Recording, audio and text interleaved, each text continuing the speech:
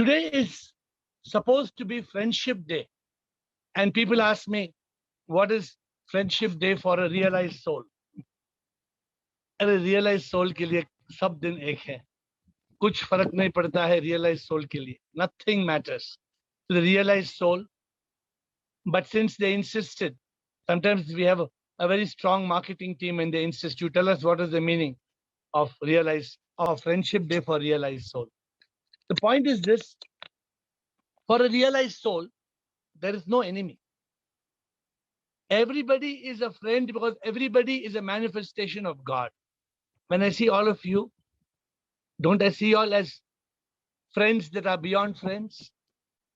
I may not have met you, but don't you feel a friendship? Do you feel a friendship or you don't feel a friendship? How did the friendship come? मैंने कभी आपसे मिला नहीं, but ये friendship है आत्मा से आत्मा. This friendship is a friendship from a soul to the soul. Huh? It doesn't have to meet. I have not seen Bridget. Bridget is somewhere in Quebec, in Canada. But how did we become friends? Because it is a connection from the soul. Therefore, my dear friends, whenever the world talks of something, let us go beyond the ordinary. You have to look at every individual as a manifestation of God. Therefore, there is no enemy. Therefore, there is only friend, friend, and only friend. This is the first introduction for those who are looking at a Friendship Day message. No, go beyond this. Can I tell you, can I give you the air message on Friendship Day? It is only this, that there is only one true friend, and that friend never leaves us. That friend is always with us from the time we are born till the time we die. That friend is our breath. It is that, there's a bhajan, I don't know if you've heard it. Ek hi hai jo sada saath de. There's only one. Ek hi jo sacha saathi hai. There's only one person who is, it's not a person, it is one entity. And what does enlightenment do? Enlightenment makes everybody that entity. So if I realize that I am that soul, then Samita is that soul, Mutkula Anand is that soul, Gautam is that soul, Hitkari is that soul, Raju is that soul, Ashok Chotwani is that soul, Shiva is that soul. Everybody, Sanjay Das, Krishna Sharma, Girish Sharma, Avinash, everybody is not a different soul. I don't look at Sudeep and Veena and Girish and Bridget as separate from me. I see them all as one. So that is the ultimate way of living a life of enlightenment. So do we have questions today? So let us start with your questions, my dear friends. Don't wait for others to think of questions. Put your question. What I find it very funny. Some of you don't ask questions in the beginning. Then you start asking questions at 28th minute and 29th minute. And the administrator tries to rush. And then we are not able to finish the questions in time. So if you have a question, the time to put the question is now. Because we have a very short period of 30 minutes. And in those 30 minutes, we are not going to extend except maybe 3-4 minutes to close. First question from Girish. Yes, Girish, please ask us your question. Shiva. Shiva, Girish. 1 minute. I will disconnect one system. Yeah. Otherwise, it will create problem. So just shut off the audio of one system. Yeah.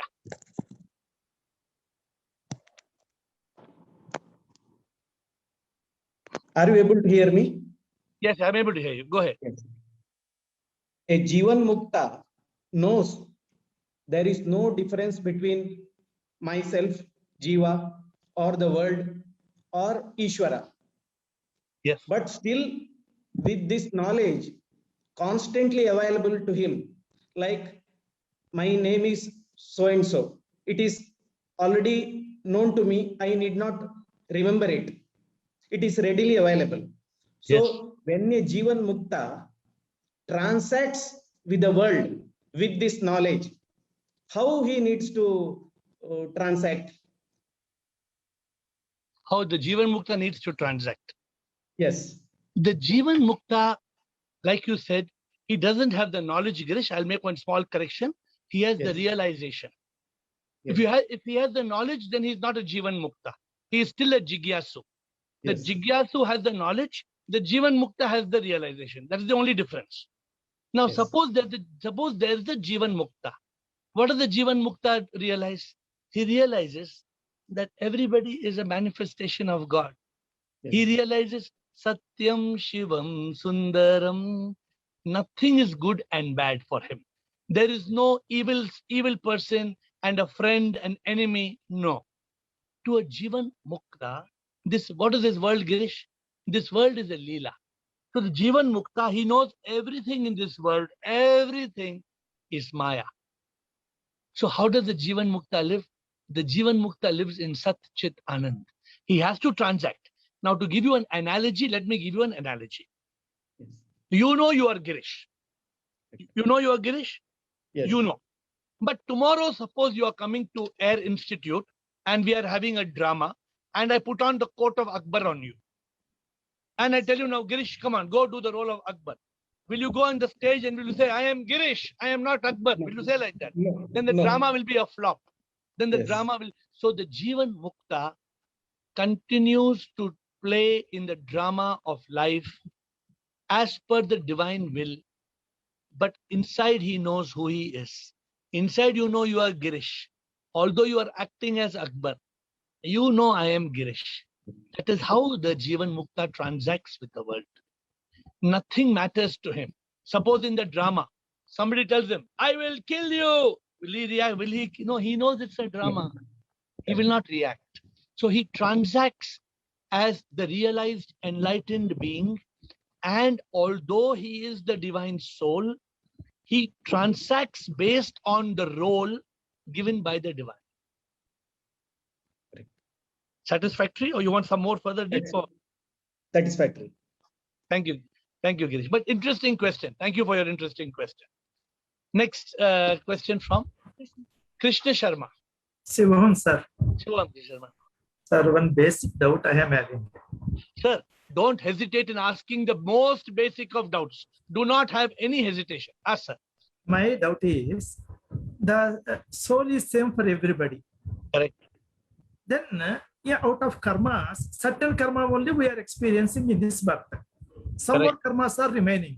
Correct. Is it possible those karmas also to take one more body simultaneously and get washed off some of the karmas? Okay. You are saying, see, the karma that is not settled belongs to the account holder. Suppose you are having, it's like saying Krishna Sharma has got a bank account. Yeah. Krishna Sharma has got 10 lakhs fixed deposit. Correct. Then Krishna Sharma takes 1 lakh and puts in current account. And he's trading with that 1 lakh. Mm. Then somebody else come and take the other 9 lakhs and utilize for him. Not somebody else. The same mind and ego can split into two minds and two egos and take one more birth and to get rid of some other karma. No, there is only one mind and ego. There is no two mind and egos. Why it is not happening? When we are able to earn so many bodies, why mind and ego cannot be split into take? Let me correct you. We cannot take two bodies at the same time. That mind and ego can only take, because imagine right now, you Krishna Sharma is available in Krishna Sharma also and in Girish also. Imagine you are playing two roles. How can you play? You Not start as calling human being, like a tree, like a dog, to get rid of certain karmas. No, it's not designed like that. Achha, not designed like that. Not designed. See, God Not is possible. designed. Not possible. No, hold on. See, I cannot tell you it's not possible, but my understanding, I will tell you. Okay, let us analyze. In our group, what do we do? Every point we will analyze. I have not analyzed this point before. So let us analyze. The point you are saying, suppose today, Sanjay Das Mausi, she died. Remember the story of Sanjay Das Mausi? Yes. So she left the body. Yes. When she is going, she has to take some karma and she has to go into another body. Correct. That she has to go into another body, that is one me, M-E, mind and ego, that cannot go in two bodies. simultaneously. What your question is, can we not go in two bodies and consume the karmas of quickly we redeem karmas in two bodies? Yes. It is not, it is because it is one, it is line, single line queue. Okay. We cannot do like that. And Krishna Sharma, let me tell you, see, the divine has made in such a way that is not his objective. What is God's objective? God's objective is not for us to cancel our karma. God's objective is for Krishna Sharma to know he is Krishna and drop Sharma completely. So if you drop Sharma completely and you know I am Krishna, you become one with God, all karmas are gone. One shot, all karmas are gone. All the karma of all the lives, everything is gone. That is the goal of God. God has got that objective for all of us. Here, one more doubt, sir. Just 1 more minute. No, you take 5 minutes, sir. You ask. When the soul is able to take so many births as you and as me and as somebody else, original soul only has taken the entire universe. Then why it is not possible? We are part and parcel of the soul. So we also should have that kind of energy or trick. Because soul is Satya. Mind and ego is Mithya. Mind and ego does not exist.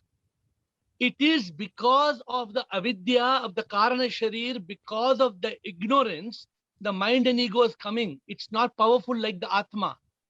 Atma is Paramatma. Atma can come everywhere. Mind and ego is not Paramatma. Mind and ego is Maya. It is just a projection. It is like saying, let me ask you one question. What you're saying, when the camera is projecting film in one screen, why can't camera project two films in two screens? No, that one camera has to project one film. One camera is not meant to project two films. If everything is an image, if you increase the number of mirrors, images will increase. Ignorance will increase. No, it is, we are taking the birth only to get rid of ignorance and karmas only, na, sir. Suppose I take your thing for granted. Suppose God created like that. That means that fellow, that Krishna Sharma who becomes double Krishna Sharma, Sorry. you become two. Now you split. You are saying you split, correct? After splitting, then there will be two karmas created. Double. Okay. It becomes more complicated. It becomes multiplied. Then how? Instead of 8 billion karmas, it will become 16 billion karmas. Yes, sir. So now let me give you the most important answer. Yes, sir. Now you want the most important answer. Yes. This is what the mind is doing to confuse us. And we should not let the mind take us in this direction, because if the mind takes us in this direction, no, Krishna Sharma, Agreed, sir. then we will forget the 10 keys. You must keep your mind on the 10 keys. No, this is the biggest confusion for the last 1 week for me. No, and one more thing, you clarify the confusion, but come back to the main point. Yes. Come back, and if you have disagreement, don't agree with me. You can again continue discussion with me. No. If I am having one more doubt, I will ask you tomorrow, sir. With me, there is no need for you to keep shut. You can ask as many questions and clarify as many doubts. If I don't know the answer, I will fold hands and say, I don't know the answer. Okay, sir? Yes. Sure, sir. Thank you, sir. Thank you. Shiva. Next. Gaurish has a question. It is typed. Sir, how to open our third eye? Oh, Swami, how to open third eye? Gaurish, which third eye, Gaurish? Which are you talking about? Lord Shiva's eye or your eye? Yeah, my eye, sir. Not Lord Shiva. Where's your eye? Show me where's your third eye. I think here it's, I don't know. Show me. I cannot see your third eye. This is the problem of mythology. They say, no, a lot of people say, तीसरी आंख खोलो, तीसरी आंख यहाँ पे, brown, then पूरा दुनिया भस्म हो जाएगा, whole world will be burnt if you open that. No, this is the stories which we have to be careful of. This is mythology. Upload everything. So please don't believe in these stories, Gaurish. It's a big problem. See, in this call, Ask Air, what is our focus, Gaurish? Our focus is only one thing.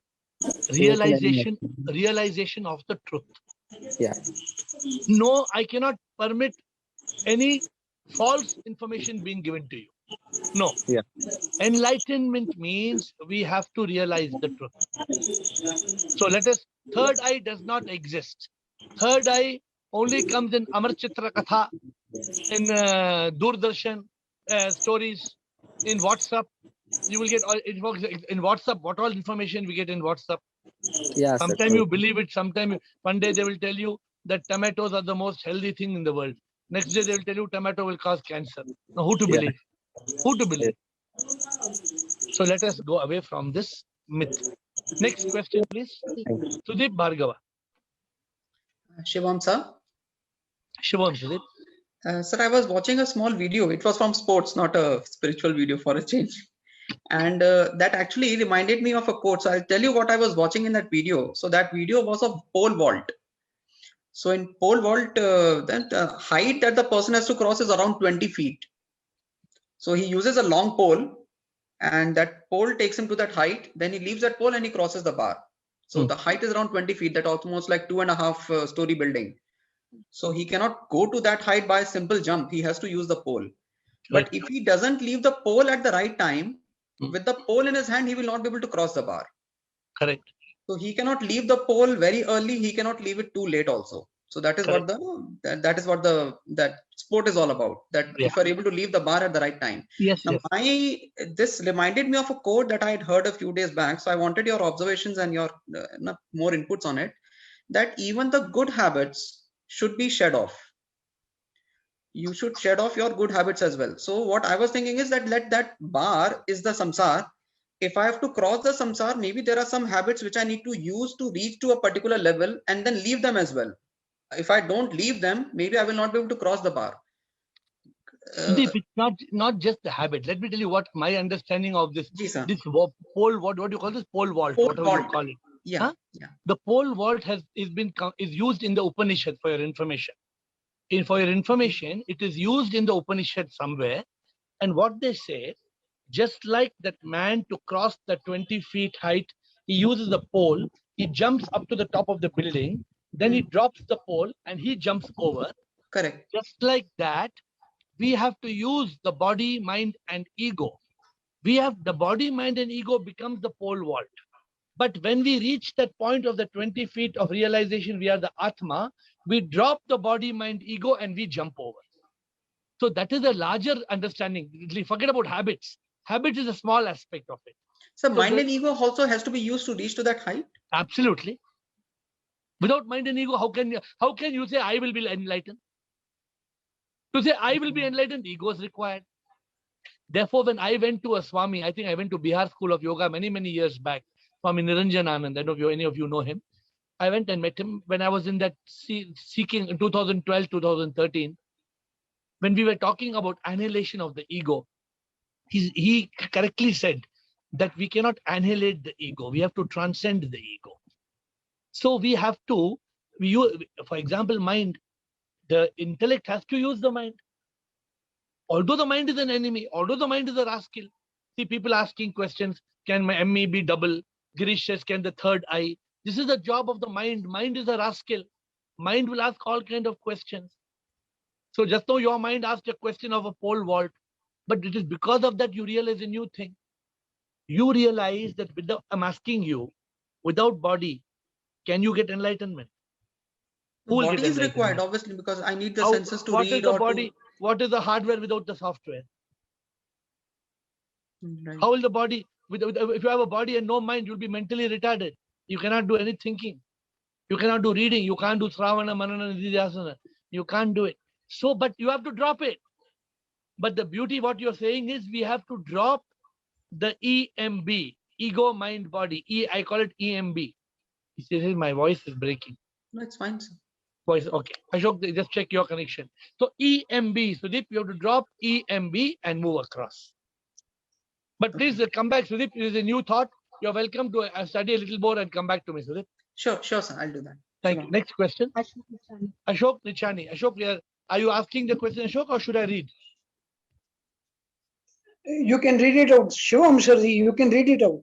Okay. Ashok Nichani says, while taking important decisions, should we listen to our inner consciousness or listen to the suggestion of an experienced person? When you are listening to your inner conscience, there is a small problem. The problem is there are two voices. Whenever you're listening to an inner voice, there is a voice of the mind and there is the voice of the intellect driven by the consciousness. How do you define which is the voice which you are listening to? If you are not careful and you listen to the voice of the mind, you are doomed. If you are experienced enough to understand the voice of the consciousness, then the voice of the consciousness is the voice of the divine. There can be no better voice than that. Point number one. Now keep this aside. Point number two. Now look at the danger of listening to an experienced person. Now there are two types of people. One whom you think are experienced, but they know nothing. One who are the experienced people, but they are the truly masters. Now, how do you know, Ashok? How do you come to know which is the right that person? Suppose you come to me and I'm an idiot. Suppose you come and ask me a question on investments. I'm a pakka idiot. And I give you, I tell you, please invest your money in this share. And all your money is gone. Then what do you do, Ashok? Therefore, the answer to your question, both options must be weighed. When you are taking, of course, when you are taking a small thing, whether I should eat apple or mango, you don't have to ask anybody. You eat apple or mango. I'm not able to hear, Sirji. But when you're taking an important decision of life, for example, when I was taking a decision to shut down my business, I listened to both voices, the voice of my guru and the voice of my conscience. I tallied both the voices and then I took the decision. Okay, sir. Okay, And my guru himself told me, you please listen to your inner voice and see what is the answer. Okay, sir.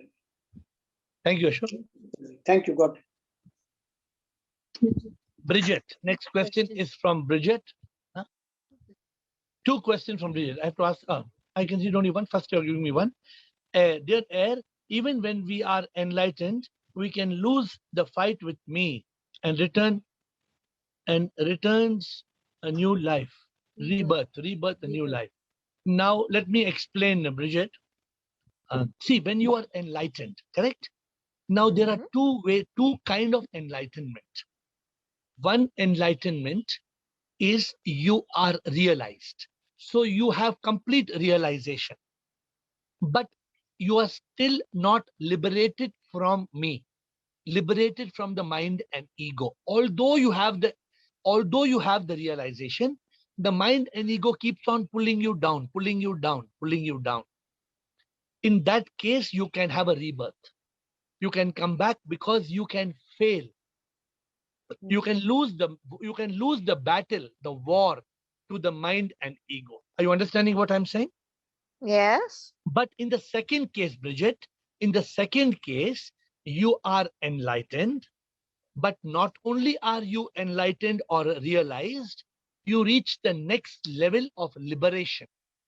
When you have the level of liberation, then I explain this, I hope you can understand, then the butterfly is no more a caterpillar. You know the butterfly? You understand butterfly, right? So yes. the butterfly first, it was a small crawling insect. It was a caterpillar. When the butterfly is formed, the caterpillar is no more. It is dead. Then the butterfly cannot become a caterpillar. But if you are not liberated, then you are like water. Water can become ice. Ice can become water. Again, water can become ice. Again, ice can become water. You understand that? Yes, I understand. This is called, so if you are in a state of transformation, you are not liberated. But when you are in a state of metamorphosis, when you are completely liberated, you cannot come back. You cannot have a rebirth. Okay. And you have got one more question, I believe. Is it what means lives as instrument of the divine? So when you live as Bridget, then you say, I want to do this. I want to serve poor. I want to help people. I want to. When you say I, your ego is alive. But when you say, I am nothing, my hand belong to God. These hands, I am an instrument. For example, the pen is a writing instrument. The pen you write. The pen does not decide what to write. Correct? Who decides what to write? The You mind. decide. No, Bridget, your hand. Your mind Mhm. makes your hand writes A, B, C, D. It is written by the hand, not the pen. When you become an instrument, you don't do what you want to do. You become an instrument and you let God do what God wants you to do. How I know what he wants. You know when you surrender completely, when you let go, you let go, you let go. As long as I is alive, I, ego, the ego will never become an instrument. If you surrender to God, today I don't do anything. I don't do anything. I don't even speak to you. I don't speak. He speaks. I am not choosing the words. He is choosing the words. That becomes instrument. If I think I am speaking, I am not instrument.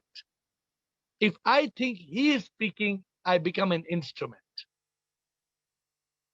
Okay. It's not easy to understand for me. It's really, No, it's very I don't easy. know how to say I in think English, you, but no, but you please pay attention to the pen I told you. The pen, suppose you want to write French in the pen. Can the pen write English? Will the pen write English? Pen cannot write. Pen is writing what you want to write. The pen is an instrument. Maybe you send me in WhatsApp. I will explain more to you personally. Explain a little yes, bit more. thank you. Thank you. Sudeep. Sudeep, huh? Sudeep. Sudeep Bhargava. Shubham sir. Sure, Sir, for yes. the benefit of the audience and the Girish Ji's question, which was in the beginning of the session, that how does a realized person will transact with the world, there was a very good story that you tell about that beggar who becomes a king, but he again becomes a beggar only to get that feeling of being a beggar again. So if you can tell that story for the audience, I think that will be a good analogy for that question that Girish Ji had asked. Okay, so Girish, this is for Sudeep wants me to explain this to you. I don't know, Girish. Have you heard this story of the beggar king? There was once a king who died, and there was no successor. So they wanted to have the same blood, royal blood. So the king's grandfather had a nephew who was little foolish boy. He became a beggar. King's grandfather had a nephew. No direct connection, far third cousin, fourth cousin, but he had the royal blood. They brought him and came. He was a beggar. They brought him and came. And he did not know the meaning of kingdom. He did not know the meaning. So they removed his clothes and they kept the clothes in one cupboard. And they gave him new clothes. They gave him new bathe. They gave him bath and gold crown and training and teaching. For 2 years, they gave coaching. After 2 years, he became an able king. He became a very good king. One day, suddenly, when he opened the cupboard, he found that beggar's clothes. So he remembered all those people who used to give him 10 rupees, 5 rupees, they used to give him. Na? So he put on those beggar's clothes, were very loose clothes. King had become smart. So he took the beggar clothes, he removed his crown, he put on top of his king clothes, and he went to the place. In the market where he was begging, the people told, where this beggar came? We thought you died. 2 years we didn't see you. We thought this beggar is dead. So he said, 10 rupees, please give me, Amma, Papa, please give me some money. He was begging. But do you think for a moment when he was begging, he forgot he was the king or he knew he was the king? He knew. Yeah. So this is how Sudeep wants to tell you.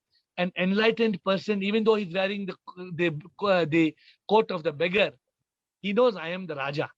He wanted to just see, he wanted some fun, tamasha, he wanted an understanding. How is the market? So he went like that. So a realized soul will never forget who he truly is. The moment the realized soul realizes I am the Atma, I am Paramatma, then the realized soul will not for a moment forget his divine self. He will realize I am a manifestation of God. Any more questions? So my dear friends, thank you, Sudeep, for that. My dear friends, let me conclude today in a very special way. Tomorrow is 2nd August. It is the birth celebration of my Guru. My Guru passed away in 2018 when he was 100 years old. He was 20 days short of 100 years. So as per that, it is 103rd birthday celebration. But he is no more. And all the people who are following my Guru are still looking at the picture and still doing bhajanam and kirtam. But the Guru, what he taught me was very different. What my Guru taught the world was different. What my Guru taught me is different, completely different. And he told me, you don't worry about all the other students. Some students are in LKG, some students 2nd standard, some students 4th standard. You are in university. You don't worry about what I am teaching other people. So what I'm telling you all are all in university. This is what I learned from a Guru. Don't worry about what some people come and tell you, third eye. Some people come and tell you, do this puja, do that. No, you are all seekers. You are jigyasus. It is not easy for you to come on this call every day. I am telling you, it's not a joke. And if you are not a jigyasu, you will drop out. Today or tomorrow, you will stop coming on this call because it will not make any sense to you. But a real seeker will not stop seeking enlightenment. And tomorrow I will try to touch some topics about the Guru because it's a very emotional day for me. So today I was listening to 2 songs, which I will try to tell you tomorrow. One song, it says, Guru ki kripa se hi to Prabhu ka ye pyar mila. Guru bin mera kya hota, aisa sach ka na hota. Guru se Prabhu mila. If it was not for my Guru, I would have never realized God. If it was not for Guru, is a very important person in our life. And the Guru may appear as a man. Many people will come to my Guru and say, Dada, we are giving you peda, we'll give gulab jamun, we'll give sandesh from Calcutta. When person is to come, I want to give sandesh for you, fresh sandesh for you. But the Guru is not interested in all these things.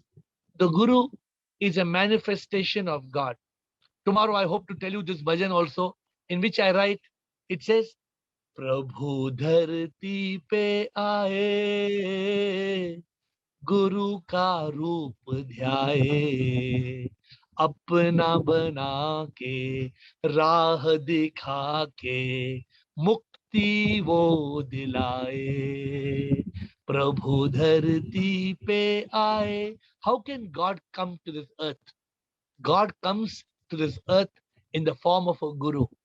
That's why even in Christianity, they don't say Jesus is God.